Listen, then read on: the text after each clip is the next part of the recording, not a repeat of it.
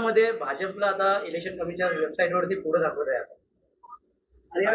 हरियाणाचे जे निकाल आहे त्याचा महाराष्ट्राच्या बघा, चुनाव आयोग म्हणजे निवडणूक आयोग त्याची वेबसाईट ही निवडणूक आयोग म्हणजे काय, भाजपात आहे ना शेवटी.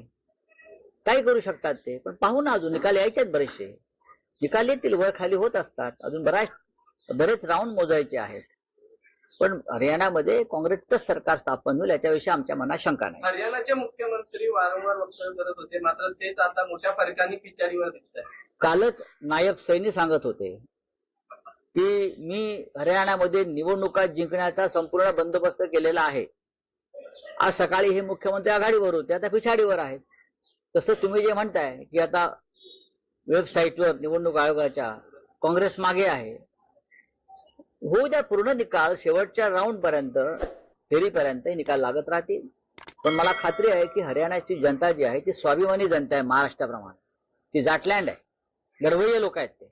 जसे इथे मराठा लढवाई आहे, महाराष्ट्राचा मराठी माणूस लढवाई आहे, स्वाभिमानी आहे, तशी हरियाणाची जनता सुद्धा स्वाभिमानी.